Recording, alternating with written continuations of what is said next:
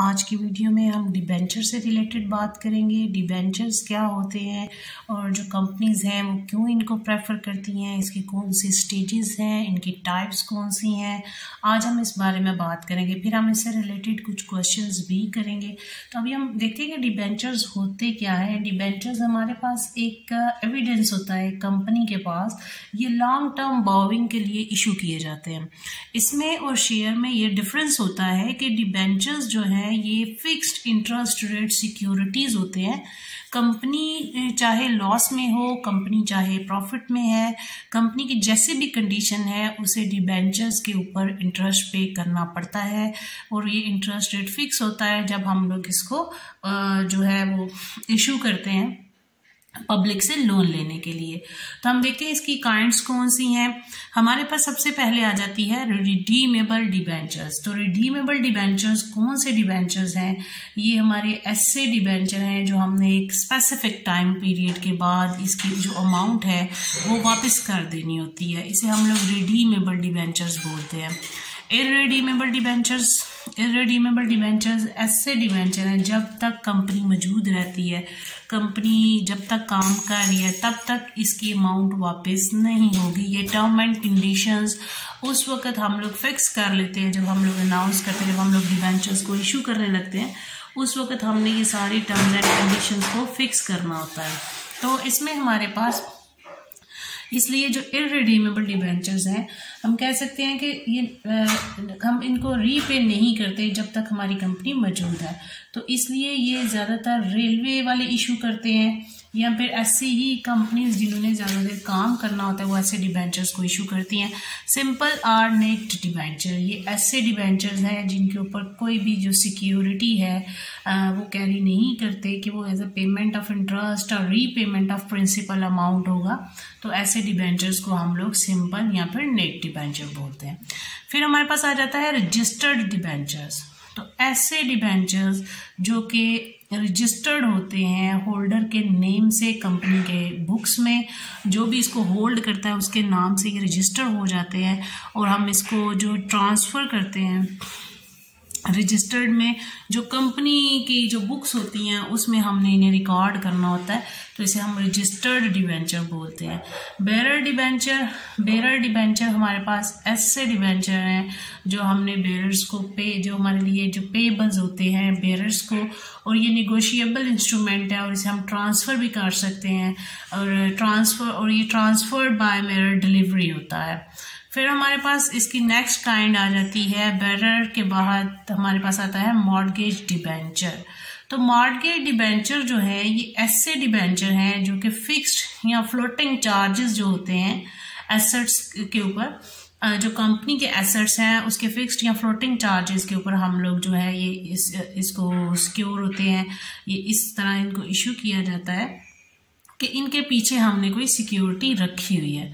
फिर हमारे पास इसमें मॉर्गेज डिबेंचर के बाद कन्वर्टिबल भी होते हैं, नॉन कन्वर्टिबल भी होते हैं। कन्वर्टिबल डिबेंचर्स हमारे पास वो डिबेंचर्स हैं जिनको हम लोग शेयर्स में कन्वर्ट कर सकते हैं और नॉन कन्वर्टिबल डिबेंचर्स वो डिबेंचर्स होते हैं जिन्हें हम लोग शेयर्स में कन्वर्ट नहीं कर सकते। फिर डिबेंचर स्टॉक की अगर बात की जाए तो ये इसको हम लोग ये कह सकते हैं कि जो डिबेंचर स्टॉक है ये हमारे पास एक सीरीज है डिबेंचर्स की जिसे कंसोलिडेट किया जाता है। ईच स्टॉक होल्डर जो है वो इंटाइटल्ड है कि वो ऐसे प्रोपोर्शन को या कंप्लीट अमाउंट को जो है वो ले, जैसे उसे हम लोग कह सकते हैं कि represented by his stock certificates होता है। तो अब हम बात करते हैं कि कंपनीज जो है, होप सो आपको इसकी काइंड्स की समझ आ गई होगी। इसके काइंड्स के बारे में बताना जरूरी था कि जब इनके बारे में बात हो तो आपको इस चीज़ की सेंस क्लियर हो कि ये क्या है। तो क्यों कंपनीज जो हैं वो इनको प्रेफर करती हैं डिबेंचर्स को इशू करने को, शेयर्स को इतना प्रेफर क्यों नहीं किया जाता, इसके बारे में हम बात करते हैं। देखिए जब हम लोग शेयर्स की बात करते हैं तो उसके ऊपर कोई इंटरेस्ट की बात नहीं हो रही होती। शेयर्स की बात होती है तो उसके ऊपर प्रॉफिट एंड लॉस की बात होती है।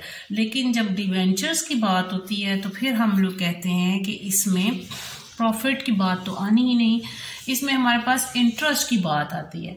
तो जो हमने इंटरेस्ट पे करना होता है इनके ऊपर, डिबेंचर्स पे हम इंटरेस्ट पे करते हैं, ये हमारा एज अ एक्सपेंस कंपनी के जो एक्सपेंसेस हैं उनमें कंसीडर होता है, इसको हमने डिडक्ट करना होता है जब हम लोग टोटल अपनी टैक्सेबल इनकम कैलकुलेट करते हैं।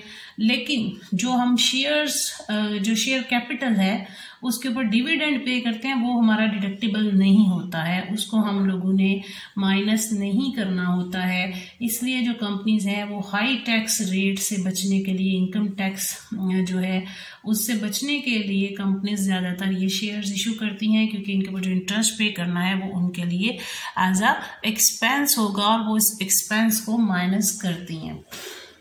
लेकिन जो हमारे पास शेयर्स हैं उनके ऊपर जो हम डिविडेंड पे कर रहे हैं उसके ऊपर हमने इसकी डिडक्शन नहीं करनी होती, इसलिए कंपनीज जो है वो ज़्यादा इस बात पे इंकरेज होती हैं कि वो डिबेंचर्स को इशू करेंगी, लॉन्ग टर्म फाइनेंस के लिए वो डिबेंचर्स इशू करेंगी। अब देखिए हमारे पास डिबेंचर्स के लिए डिफरेंट स्टेजेस हैं। हम लोगों ने जिस चीज़ को ज़्यादा इसमें हमने डिस्कस करना है वो इशू ऑफ डिबेंचर और रिडम्पशन ऑफ डिबेंचर को करना है। तो डिफरेंट स्टेजेस ऑफ डिबेंचर है। सबसे पहले है इशू ऑफ डिबेंचर, हमने इसे किस तरह इशू करना होता है। फिर creation of provision point of view, हम लोग इसको प्रोविजन पॉइंट ऑफ व्यू से भी कर सकते हैं। फिर हमने रिडम्पशन पॉइंट ऑफ व्यू से भी, यानी ये हमारे रिडीमेबल होंगे जब हम लोगों को ज़रूरत होगी या फिर जो स्पेसिफिक टाइम पीरियड के लिए हम इशू करें उसके बाद हम कंपनीज हैं वो पैसे पब्लिक को वापस कर देंगी जिनसे उन्हें पैसे लिए हुए हैं। तो सबसे पहले हम इसको देख लेते हैं इशू ऑफ डिबेंचर को, कि बेसिकली इशू ऑफ डिबेंचर है क्या from consideration point of view. ठीक है, सेकंड हम इस पे बात करेंगे from consideration of redemption point of view. तो जब हम कंपनी की कंसिडरेशन पॉइंट ऑफ व्यू से बात करते हैं कि कंसिडरेशन पॉइंट ऑफ व्यू से जब हम इसकी बात करते हैं तो ये हमारे पास फॉर कैश भी होता है, हम लोग अदर देन कैश भी इसकी कंसिडरेशन की बात करते हैं और हम लोग इसे इशूड एज कोलेट्रल सिक्योरिटी भी करते हैं।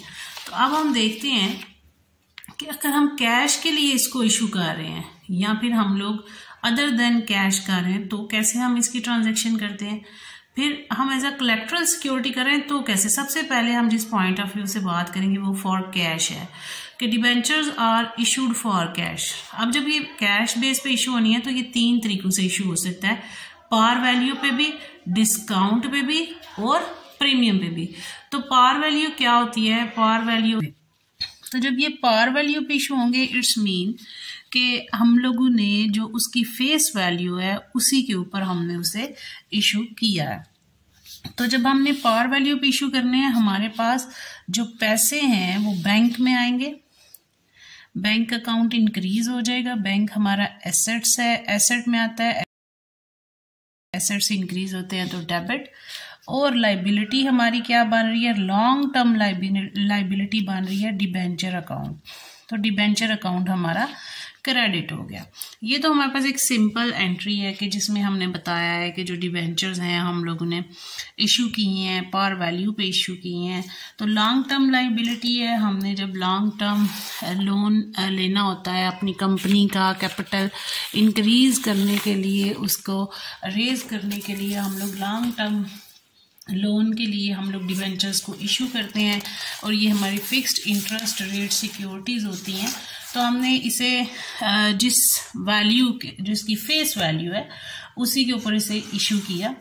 अब अगर हम लोग बात करते हैं कि जो कंपनी है वो डिबेंचर्स को इशू करती है डिस्काउंट पे, तो जब कंपनीज को पैसों की ज़रूरत होती है और कंपनी अक्सर ऐसा करती हैं कि फिर वो क्या कि डिबेंचर्स को उसकी पार वैल्यू की बजाय उससे कम कीमत पे इशू कर देती है ताकि लोग ज़्यादा से ज़्यादा लें और इनकी कंपनी के पास सरमाया आ जाए, इजीली इनकी बोरिंग हो सके।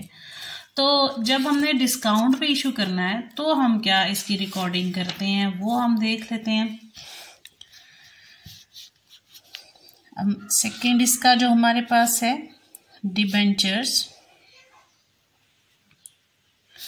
Issued at discount. तो डिस्काउंट पे इशू करने जा रहे हैं हम, इसके लिए हम क्या करेंगे कि डिबेंचर्स तो इशू हो गए लेकिन बैंक में उसी अमाउंट से पैसा आएगा जिस अमाउंट से हमने इशू करना है। तो बैंक अकाउंट डेबिट होगा किस अमाउंट के साथ, इशूड वैल्यू ऑफ डिबेंचर के साथ। ठीक है, जैसे कि डिस्काउंट का मतलब है अगर 100 का हमारा एक डिबेंचर है तो 10% अगर डिस्काउंट है तो 100 का हम 10% लेंगे, 10 आ जाएगा। अब यानी कि हमारे पास 100 में से 10 माइनस करके हम 90 रुपीज लोगों से ले रहे हैं एक डिबेंचर के बदले में। तो अब हमारे पास बैंक में 90 रुपीज आने हैं, और जब हम डिस्काउंट अलाउ करते हैं तो वो हमारा एक्सपेंस होता है। एक्सपेंस इंक्रीज हो तो debit, discount on issue of debenture ये हमारा क्या होगा, डेबिट होगा उस 10 से जो हमने डिस्काउंट दिया है। जितने भी नंबर ऑफ डिबेंचर होंगे उसके साथ इसे मल्टीप्लाई कर लेंगे। लेकिन जो डिबेंचर्स हैं वो हमेशा अपनी पार वैल्यू से क्रेडिट होंगे, क्योंकि लाइबिलिटी है इसने क्रेडिट होना है, तो ये तो क्रेडिट होंगे लेकिन अपनी पार वैल्यू से, जो उसकी फेस वैल्यू है उससे ये क्रेडिट होंगे। अब हम बात करते हैं कि अगर कंपनी बहुत अच्छी कंडीशन में है, लोग विलिंग है उसके डिबेंचर्स लेने के लिए, तो वो अगर एट प्रीमियम भी करेंगे तो भी लोग जो है वो इनसे डिबेंचर्स खरीदेंगे, लोग बैंक में पैसे जमा करवाएंगे। तो अब बैंक में जब प्रीमियम की बात होती है तो उसका मतलब है कि उसकी फेस वैल्यू से ज्यादा अमाउंट, जैसे 100 का डिबेंचर है 10% उसका प्रीमियम है, तो 100 का 10% लिया तो 10 आया, तो 100 प्लस 10 करेंगे तो 110 हो जाएगा। यानी अब जो बैंक में पैसे आएंगे 110 के लिहाज से आएंगे, और डिबेंचर हमेशा अपनी पार वैल्यू से क्रेडिट होगा यानी 100 से। अब देखें जो 10 अब आपका ये रेवेन्यू है, premium on issue of debenture, तो ये हमारा क्रेडिट हुआ। होप सो आपको ये एट पार, एट प्रीमियम और एट डिस्काउंट की जो है वो समझ आ गई होगी। अब हम आगे देखते हैं कि नेक्स्ट हम लोग क्या करते हैं, कंपनी के पास कौन सा जो है वो मेथड है जब हमने इशू करना है उसको। डिस्काउंट के बाद हम लोग देखते हैं कि हम कंसिडरेशन जो होती है हमारी अदर देन कैश, इस चीज को तो हमने देख लिया फॉर कैश। अब हम बात करें अदर देन कैश की, तो debentures issued in consideration of other than cash, उसमें हमारे पास When assets and liabilities are incorporated, हम लोग ये क्यों करते हैं, बेसिकली जब कंपनीज परचेज करती हैं एक रनिंग बिजनेस को, तो उसमें एसेट्स और लाइबिलिटीज जो होते हैं जो वेंडरों से इशू करता है वो डिबेंचर्स जो है उसके बदले में इशू कर दिए जाते हैं। तो हम लोग इसे डिबेंचर जो है दे देते हैं, पैसे नहीं देते हैं, हम एक रनिंग बिजनेस परचेज कर लेते हैं। तो अब जब हमने रनिंग बिजनेस परचेज किया तो जो उसके एसेट्स हैं वो हम ले लेंगे। ये sundry assets account debit, sundry liability account, यानी जितनी भी उस कारोबार के ऊपर जिम्मेदारियां हैं अब वो हमारी जिम्मेदारी, अब वो हमने पे करनी है। तो इसलिए सन्ड्री लाइबिलिटी अकाउंट क्रेडिट और वेंडर अकाउंट क्रेडिट, क्योंकि इतनी अमाउंट जो है वो हमने अभी से पे करनी है। तो जितनी अमाउंट पे करनी है उस लिहाज से ये हमारी लाइबिलिटी बन गई। अब हम उसे उस अमाउंट के बदले में डिबेंचर अलॉट करेंगे। तो हमने परचेज कंसिडरेशन को सेटल किया बाय इशूइंग डिबेंचर, तो हमारे पास जो वेंडर है पहले क्रेडिट था अब डेबिट हो गया, और हमने उसे क्या इशू कर दिया, डिबेंचर। अब डिबेंचर लाइबिलिटी बन गया, हमने डिबेंचर अकाउंट क्रेडिट किया। इट्स मीन कि हम लोगों ने परचेज कंसिडरेशन कर ली, अब हम उसे 1 महीने के बाद इस पैसों, 1 साल के बाद इस पैसों के ऊपर इंटरेस्ट पे कर देंगे। फिर हमारा जब आता है issue of debenture as collateral security की बात आ जाती है, तो इसमें कुछ अकाउंटेंट जो हैं वो कहते हैं कि हम इसे third type of consideration consider करते हैं कि कंपनी डिबेंचर्स इशू करती है और इसमें एज अ कोलेक्ट्रल सिक्योरिटी जो है वो करती है। इसका मतलब क्या होता है कि जो एडिशनल सिक्योरिटीज होती हैं जो उसी वक्त सिर्फ इफेक्टिव हो सकती हैं जब कोई ऐसा इवेंट अकर होता है कि जो लोन वगैरह है वो कंपनीज पे नहीं कर सकती, तभी ये ड्यू होती हैं, अदरवाइज ये अप्लाई नहीं होती हैं। तो समटाइम जो डिबेंचर्स हैं हम उन्हें as a collateral security issue कर देते हैं लेंडर्स को, इसलिए जो डिबेंचर्स हैं इनकी जो नेचर है वो कॉन्टिजेंट लाइबिलिटी है, और ये एक्चुअल लाइबिलिटी तब बनेगी जब वो कंपनी फेल हो जाएगी अपनी कमिटमेंट को पूरा करने में, अपने एग्रीमेंट को पूरा करने में। जब वो कंपनी फेल हो जाएगी तब ही ये जो है हम लोग इसको अप्लाई कर सकेंगे। अदरवाइज हमारे डिबेंचर्स जो हैं वो एज अ कोलेक्ट्रल सिक्योरिटी जो है हम उसको उसमें अप्लाई नहीं करेंगे। इसीलिए इसके ऊपर दो तरह से ट्रीटमेंट होता है। कुछ अकाउंटेंट कहते हैं जी हम लोग इसकी एंट्री पास ही नहीं करते क्योंकि ये कॉन्टिजेंट लाइबिलिटी है, क्योंकि it depend on the occurrence of an event. Event क्या है कि कंपनी लोन दे सकेगी कि नहीं दे सकेगी। ये तो अब वो हमारे पास बात आ गई कि जो हम लोगों ने किसी इवेंट ने होना है या नहीं होना है उसकी बात आ गई। तो इसलिए कुछ जो अकाउंटेंट है वो कहते हैं हम इसकी एंट्री पास ही नहीं करते हैं। तो इसलिए जो है क्योंकि ये लाइन ऑफ थॉट है कि हम लोगों ने एक बैलेंस शीट अप्रोप्रिएट मेथड के अंडर हमने शो करनी होती है। लेकिन कुछ लोग कहते हैं, जो कुछ अकाउंटेंट हैं वो कहते हैं जो हम लोग इस एक मैनेजमेंट सिस्टम के अकॉर्डिंग हम लोग इसको रिकॉर्ड करते हैं। हम जब अपनी कंपनी को उसकी जो डायरेक्टर एक्ट है, जो एजेंसी एक्ट है, जो लॉ ऑफ एजेंसी है, उसके अकॉर्डिंग हम लोग अपने ओनरशिप को उसकी मैनेजमेंट से सेपरेट कंसीडर करते हैं। इसलिए हम इसकी एंट्री पास करेंगे, ये उसके प्रिंसिपल के अकॉर्डिंग हम इसकी एंट्री पास करेंगे। और वो एंट्री क्या है? जब हम लोगों ने इसे as a collateral security issue करना है, डिबेंचर सस्पेंस अकाउंट डेबिट और debenture account credit. Suspense account हमने लिखा है क्योंकि हम लोग बात कर रहे हैं बार बार ये कि प्रोबेबिलिटी है जो किसी इवेंट के अकर होने पे डिपेंड कर रही है। ये तभी हमारे पास एक्टिव होगी जब अगर वो बंदा या वो कंपनी जो है वो पैसे नहीं दे सकेगी, वो फेल हो जाएगी अपनी कमिटमेंट को पूरा करने में। और जब लोन रिफंड हो जाएगा हम करेंगे, जब हम लोगों ने loan is refunded and debenture are received back, तो हमारे पास डिबेंचर अकाउंट डेबिट और डिबेंचर सस्पेंस अकाउंट क्रेडिट हो जाएगा। अब है कि issue of debenture from consideration of redemption point of view, यानी जब हमने पैसे वापस करने हैं उस पॉइंट ऑफ व्यू से हमने क्या रिकॉर्डिंग करनी है। तो issue of debenture at par and redeemable at par, ये हमने जो इशू की है वो भी पार वैल्यू पे की है और वापस भी पार वैल्यू पे ले रहे हैं। फिर हम कहते हैं जी debentures are issued at discount. दूसरा क्या सीन आ सकता है कि डिस्काउंट पे इशू हो रहे हैं और जो रिडीम हो रहे हैं वो पार वैल्यू पे हो रहे हैं। फिर इशूड एट प्रीमियम और रिडीमेबल एट पार, कि अब जब हमने देने हैं हम लोग उसकी एक्चुअल वैल्यू से ज्यादा अमाउंट पे दे रहे हैं और जब वापस लेंगे तो पार वैल्यू पे। इस सीन में कंपनी बहुत प्रॉफिट में है कि पहले ज्यादा अमाउंट लोगों से ले रही है लेकिन जब उन्हें वापस करेगी, उनको पेमेंट करेगी तो कम करेगी, उसकी एक्चुअल वैल्यू पे करेगी, जो ऊपर प्रीमियम लिया वो वापस नहीं करेगी।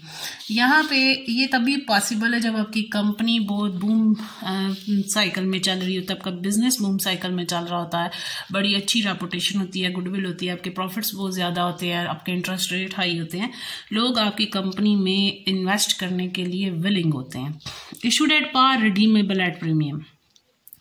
अब ये वो कंडीशन है जिसमें बहुत सारे लोग रेडी होंगे आपकी कंपनी में इन्वेस्ट करने के लिए, क्योंकि आप उन्हें कह रहे हो कि आप बेशक 100 रुपये उधार दे दो और 110 वापस ले लेना। ये वो बात हो गई है कि रिडीमेबल एट प्रीमियम, उसकी फेस वैल्यू से ज़्यादा वैल्यू पे हम आपको वापसी पे पैसे देंगे। अब कहते हैं issued at discount, redeemable at premium, कि जब इशू कर रहे हैं तो लोगों से कम पैसे पे, ये डबल लॉस में इस तरह कंपनी जा सकती है कि आप इशू कर रहे हो तब भी लोगों से कम पैसे, मतलब 100 के बदले में 80 रुपए ले रहे हो और जब वापस करोगे तो 120 करोगे। इट्स मीन 40 का कंपनी को लॉस हो जाएगा। लेट्स सी कि अब इसमें जब हमने एंट्रीज करनी है वो कैसे करनी है। Issued at par, redeemable at par.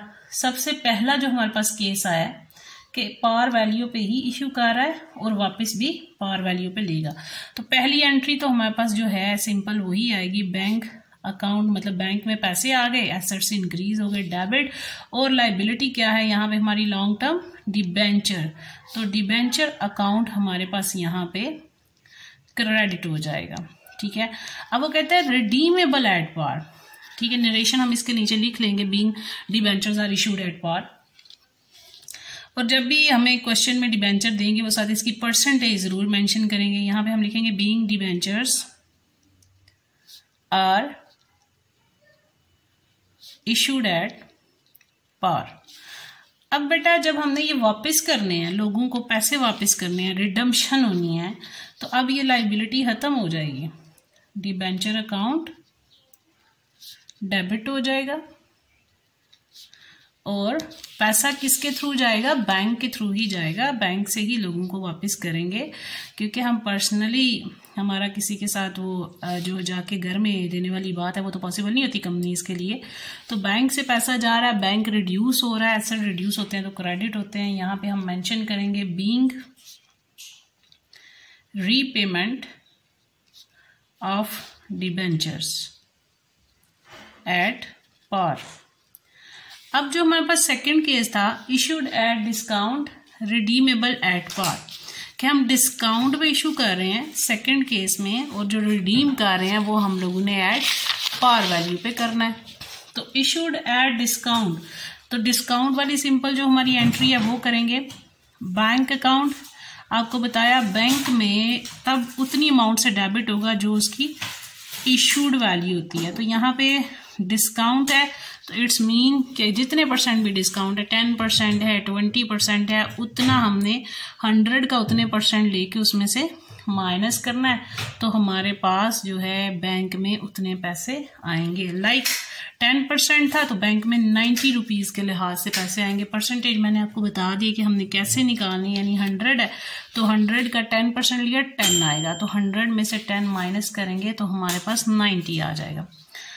अब डिस्काउंट पे इशू कर रहे हो, discount on issue of debenture, तो वो 10 था डिस्काउंट, वो हमने लिख दिया। वैसे जब क्वेश्चन आएगा उसमें हम इसकी नंबर ऑफ डिबेंचर्स होंगे उसके साथ मल्टीप्लाई करके उसकी टोटल वैल्यू लिखेंगे। अभी जस्ट आपको समझाने के लिए उसकी अमाउंट लिख रहे हैं।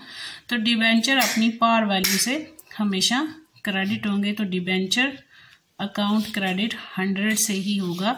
नरेशन लिखेंगे, being debentures are issued at discount. ये तो हो गया डिस्काउंट पे इशू। अब हमारी जो रीपेमेंट है वो कहता है कि आपने पार वैल्यू पे इसको रीपेमेंट करनी है। तो हम क्या करेंगे, इसकी जो रीपेमेंट की एंट्री है वो हम करेंगे। वापस आएंगे डिबेंचर, लाइबिलिटी खत्म क्योंकि हमने पेमेंट कर दी। डिबेंचर अकाउंट डेबिट और बैंक से पैसा जाएगा, बैंक रिड्यूस हो जाएगा तो bank account credit. Being repayment of debentures at par value, ठीक है, यानी कि हमने लोगों को 100 ही वापस किए हैं। लिए कितने थे 90, लेकिन दे कितने रहे हैं 100।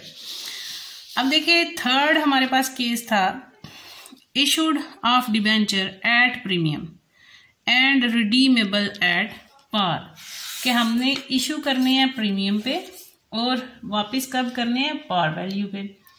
तो प्रीमियम हमारा क्रेडिट होता है, तो प्रीमियम अकाउंट में क्योंकि इसने जो डिबेंचर्स का प्रीमियम अकाउंट है हमारे पास, तो ये प्रीमियम प्रॉफिट होगा कंपनी के लिए, बिजनेस के लिए। हम लोग इसको profit distributed to share holder as a dividend consider नहीं करते हैं। ये जो प्रॉफिट है इसको हमने यूटिलाइज करना होता है अपने एक्सपेंस को राइट ऑफ करने के लिए, कि जब हम डिबेंचर्स इशू करते हैं उसके ऊपर जो एक्सपेंसेस होते हैं उसको राइट ऑफ करने के लिए हमने इसे शो करना होता है। हमने शेयर्स की तरह इसे एज अ डिविडेंड या प्रॉफिट शो नहीं करना होता। तो इसलिए जो दूसरे जो फैक्टिशियस एसेट्स हैं लाइक गुडविल है, प्रिलिमिनरी एक्सपेंसेस हैं एक्सेट्रा, तो इन सब के जो एक्सपेंसेस हैं उनको हमने राइट ऑफ करना होता है और हम लोग इसे लाइबिलिटी साइड में बैलेंस शीट में शो करते हैं। तो हमारे पास अगर जो डिबेंचर्स हैं वो हमने अब इशू किस पे कर रहे हैं, प्रीमियम पे। तो जब प्रीमियम पे किया इट्स मीन के पार वैल्यू से ज्यादा अमाउंट पे किया।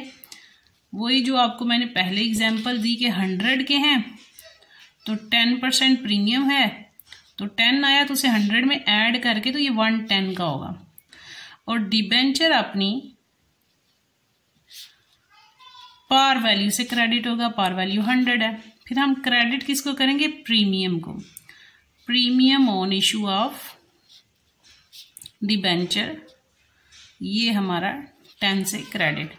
अब बेटा जब हमारी रिडम्पशन होनी है, हमने वापस करने हैं, तो फिर हमारी वही एंट्री होगी, डिबेंचर अकाउंट डेबिट, क्योंकि उसने हमें कहा है एट पार पे करना है। इसकी narration being debenture issued at premium. अब हमने इसे वापस करना है, तो डिबेंचर अकाउंट डेबिट हो जाएगा, लाइबिलिटी खत्म हो जाए तो वो डेबिट हो जाती है 100 से, और बैंक से पैसा जाना है, बैंक अकाउंट 100 से credit, being redemption of debenture at par, ये भी हो गया। अब issued at par, redeemable at premium, कि हम इशू तो कर रहे हैं डिबेंचर्स को पार पे, लेकिन जो वापस करेंगे प्रीमियम पे करेंगे। तो इसकी कहने का मतलब क्या है कि कंपनी ने जो एक्सेस अमाउंट है वो रीपेबल है, क्योंकि हम लोगों ने जब लिया था तो हमने पार वैल्यू पे लिया था। अब हम कहते हैं जब हम कंपनी पैसे देगी तो वो ज्यादा अमाउंट पे देगी, तो जो प्रीमियम होता है वो डिफरेंट होता है premium on issue of debenture से, और capital profit of company consider होता है। लेकिन जो लाइबिलिटी अकर होती है रिडम्पशन के दौरान, तो इट इज जो है वो हम कह सकते हैं कि ये जर्नल प्रैक्टिस है इन पाकिस्तान में, कि हमने जो लॉस है उसको रिकॉग्नाइज करना at the time of issue of debenture. So we will see that how we will write this premium। हम लिखते हैं कि जब हमने इसे इशू करना है, देखिए पहले हमारे पास पार वैल्यू पे इशू हुआ तो पार वैल्यू पे रिडम्पशन हुई, फिर हमारे पास डिस्काउंट पे इशू हुआ तो पार पे रिडम्पशन हुई, फिर हमारे पास प्रीमियम पे इशू हुआ पार पे, मतलब हमारी रिडम्पशन पार पे ही हो रही थी। लेकिन अब हमारी रिडम्पशन प्रीमियम पे है, थोड़ा डिफरेंट केस आया। बैंक अकाउंट डेबिट, ठीक है, क्योंकि इसने कहा debentures are issued at par redeemable at premium. Issue किया तो पार पे किया, इट्स मीन पैसा 100 के लिहाज से बैंक में आया। अब कहता है तो डिबेंचर भी हमेशा अपनी पार वैल्यू से क्रेडिट होता है, 100 से क्रेडिट हुआ। अब बेटा इसकी जॉइंट एंट्री होगी, उसने कहा जी रिडम्पशन एट प्रीमियम, प्रीमियम पे रिडम्पशन हो रही है, तो premium on redemption of debenture credit, यानी अगर 10 प्रीमियम था तो ये क्रेडिट। अब देखिए हमने लिया कितना था, 100 रुपया, देना है 110, इट्स मीन ये जो 10 है ये हमारा लॉस है, loss on issue of debenture account debit 10 से, दोनों साइड पे अमाउंट 110 होगी। हम लिख सकते हैं being issue of debenture of ₹100 and redemption at 1010, being issue of debenture at par and redeemable at premium, यानी लोगों को हमने ज्यादा पैसे वापस करने हैं।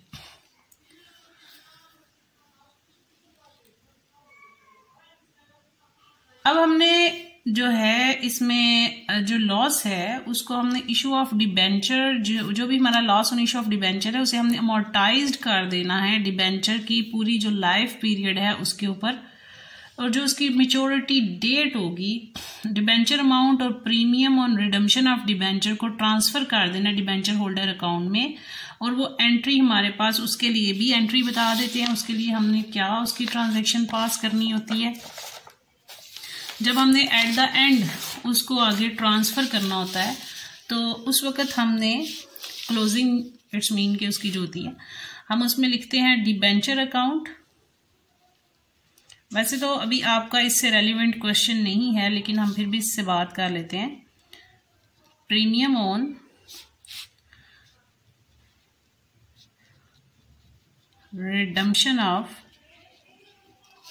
debenture account debit,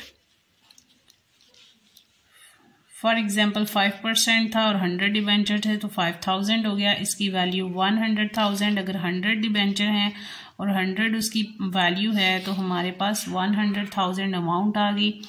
और अब हमारे पास जो डिबेंचर होल्डर है उसका अकाउंट क्रेडिट होगा 105,000, ठीक है। और जब हमने रीपेमेंट करनी है तो डिबेंचर होल्डर अकाउंट डेबिट हो जाएगा और बैंक अकाउंट क्रेडिट हो जाएगा 105,000 से। ये तब करनी है जब हमने उसके अकाउंट में ट्रांसफ़र करना होता है, जब हमारा डिबेंचर मैच्योर हो जाता है। अब हमारा जो लास्ट इसका था concept, issue of debenture at discount and redeemable, यानी जैसे मैं पहले भी आपको कह रही थी कि ये यहाँ पे आके हम डबल लॉस में चले जाते हैं कि जब लिए तब कम लिए और जब देने हैं तो ज़्यादा देने हैं। इट्स मीन दोनों साइड से लॉस हो गया। तो देखते हैं कि हम इसको कैसे, इस डबल एज लॉस को हम कैसे रिकॉर्ड करते हैं। जब हमने इशू करना है तो बैंक अकाउंट डेबिट, जैसे मैंने बताया कि डिस्काउंट पे इशू कर रहे हैं, इट्स मीन 90 पे इशू कर रहे हैं, ठीक है। और 90 पे इशू किया तो 10 का हमारे पास इसमें डिस्काउंट आ जाता है। डिबेंचर हमेशा अपनी पार वैल्यू से, क्रेडिट 100 से, और लोगों को वापस करने तो प्रीमियम पे करने हैं। तो premium on redemption of debenture account, अगर वो भी 10 था 110। अब देखिए यहाँ पे और यहाँ पे कितना डिफरेंस आ रहा है, 90 और 110। इट्स मीन कि यहाँ पे हमें डबल लॉस हो रहा है, डबल एज लॉस है, loss on issue of debenture account. अब देखें 110 और यहाँ पे 90, इट्स मीन 20 का लॉस हो रहा है। एक डिस्काउंट वाला और एक प्रीमियम वाला 10, दोनों को मिला के 20 का लॉस हो रहा है। तो ये डबल एज लॉस है। इसके साथ हमारा इसको इंट्रोडक्शन कंप्लीट होता है। अगर आपको स्टिल किसी चीज़ में, किसी ट्रांजैक्शन में, किसी पॉइंट में कोई भी इशू है तो आप लोग कमेंट करके पूछ सकते हैं। थैंक यू, अल्लाह हाफिज़। बाकी नेक्स्ट हम इसके क्वेश्चन बाकी वीडियोस में आपके साथ शेयर करते हैं, आपको ज़्यादा चीज़ें क्लियर हो जाएंगी। थैंक यू, अल्लाह हाफिज़।